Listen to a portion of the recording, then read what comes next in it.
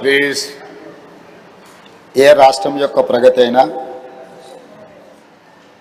ఆ రాష్ట్రంలో ఉన్న నగరాల యొక్క నిర్మాణము, నిర్వహణ, ఆ రాష్ట్రానికి వస్తున్న పెట్టుబడులను బట్టి ఆ రాష్ట్ర ప్రగతి నిర్ణయించబడుతుంది. భారతదేశంలో 140 కోట్ల జనాభా, చాలా రాష్ట్రాలు, కేంద్రపాలిత ప్రాంతాలు ఇవన్నీ ఉన్నా ఈ దేశంలో ప్రధానంగా 5 నగరాల గురించే మనం ఎక్కువగా చర్చించుకుంటున్నాం.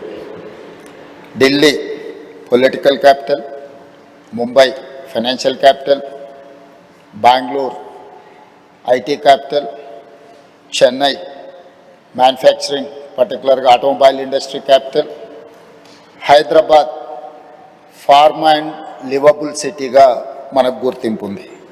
సో భారతదేశం యొక్క ఆర్థిక ప్రగతి, ఉద్యోగ ఉపాధి అవకాశాలు ఉండి ప్రపంచంలో ఈ దేశానికి గుర్తింపే ప్రధానంగా ఈ 5 నగరాల నుంచి మనకు గుర్తింపు ఉన్నదని మనం ఇక్కడ జ్ఞాపకం చేసుకోవాల్సిన అవసరం ఉన్నది అధ్యక్ష.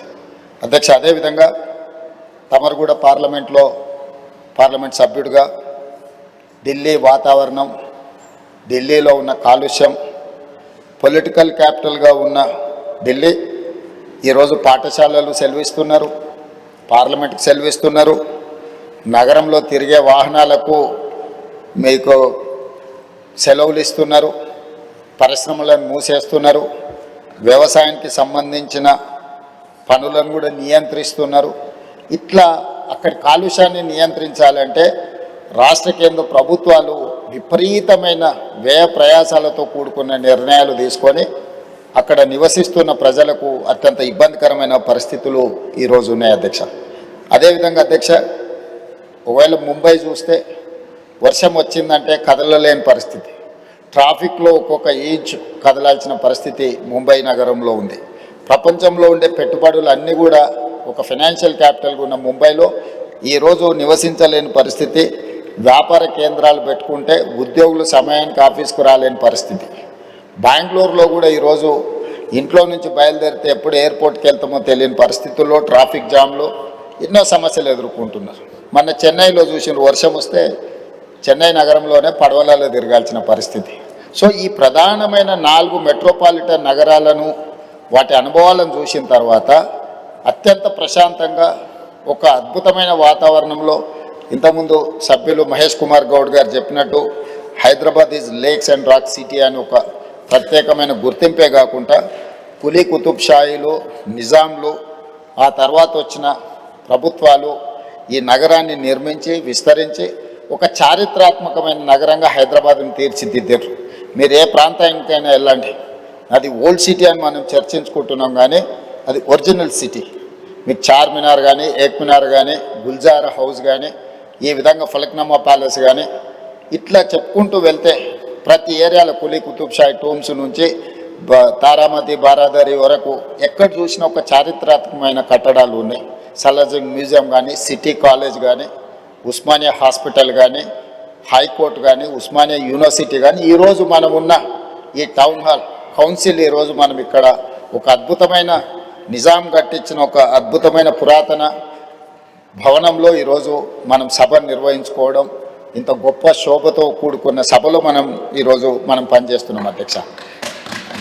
ఇట్లాంటి చరిత్ర కలిగిన ఒక అద్భుతమైన నగరం ఈరోజు మానవ తప్పిదాల వల్ల మనం కొన్ని సమస్యలను ఎదుర్కొంటున్నాం. ఇది ప్రకృతి వైపరీత్యాల వల్లనో లేకపోతే మన టెరైనే ఆ విధమైన సమస్యలు, మన భూభాగము, మన ప్రాంతమే ఆ సమస్యలతో కూడుకొని ఉన్నదంటే అది ఒక రకమైన సమస్య.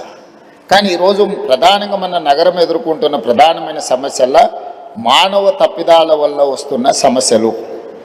మానవ తప్పిదాలలో ప్రధానంగా ఈరోజు ఆర్థిక స్తోమత పెరిగింది. చాలామంది పెద్ద పెద్ద ఉద్యోగాలు చేసి ఆర్థికంగా ఒక్కొక్క కుటుంబం 2, 3, 4 కార్లు కొనుక్కునే పరిస్థితి వచ్చింది. సో ఈ కార్లు ప్రయాణించాలంటే మనకు రోడ్ల విస్తరణతో పాటు కార్ల పార్కింగ్ కోసం కూడా ఈరోజు మనం సరైన వసతులు ఏర్పాటు చేయాలి. షాపింగ్ మాల్స్ దగ్గర కానీ, కమర్షియల్ మాల్స్ దగ్గర కానీ, లేకపోతే ప్రజలు ఎక్కడైనా వినోదం కోసం, విహారం కోసం పోతే అక్కడ మనం పార్కింగ్లు చేయాలి. వీటిని దృష్టిలో పెట్టుకొని గతంలోనే మనం మెట్రోను విస్తరించుకోవడం జరిగింది, ఎంఎంటీఎస్ రైలును విస్తరించుకోవడం జరిగింది, బస్ డిపోలను సిటీ అవుట్స్కట్స్కి తరలించడం జరిగింది, రైల్వే స్టేషన్లను ఈరోజు మనం మార్చుకొని అభివృద్ధి చేసుకొని ఈరోజు వివిధ ప్రాంతాలకు మనం చర్లపల్లి ప్రాంతానికి కూడా కొత్త కొత్త రైల్వే స్టేషన్లు ప్రతిపాదనలు తెచ్చి పూర్తి చేసుకోవడం జరుగుతుంది అధ్యక్ష. రవాణాలో రోడ్లు కానీ, అదేవిధంగా రైల్వే కానీ, ఎయిర్పోర్టు కానీ, పోర్ట్, ఇవి కీలకమైన పాత్ర పోషిస్తాయి. ఒకప్పుడు బేగంపేటలో ఉన్న ఎయిర్పోర్ట్ ఈరోజు మనం శంషాబాద్కు తరలించుకోవడం జరిగింది. సికింద్రాబాద్లో ఉండే రైల్వే స్టేషన్ మీద విపరీతమైన ఒత్తిడి ఉంది కాబట్టి ఈరోజు చర్లపల్లిలో కొత్త రైల్వే స్టేషన్ నిర్మించుకోవడం జరిగింది. ఆనాడు ప్రజలకు సౌకర్యంగా ఉండడానికి కీర్తిశేషులు జైపాల్ రెడ్డి గారు పట్టణాభివృద్ధి శాఖ మంత్రిగా ఉన్నప్పుడు, డాక్టర్ వైఎస్ రాజశేఖర రెడ్డి గారు ఆంధ్రప్రదేశ్ ముఖ్యమంత్రిగా ఉన్నప్పుడు మనం మెట్రోను తెచ్చుకోవడం జరిగింది. జైపాల్ రెడ్డి గారు అన్నాడు వైబుల్ గ్యాప్ ఫండ్ ప్రాజెక్టు నిర్మించడానికి అవసరమైన నిధులు సరిపోతలేదు అనుకున్నప్పుడు కేంద్ర ప్రభుత్వం నుంచే వైబుల్ గ్యాప్ ఫండ్ ఇచ్చి ఈరోజు మెట్రోని మనం నిర్మించుకున్నాం. ఆనాడు మనం మెట్రో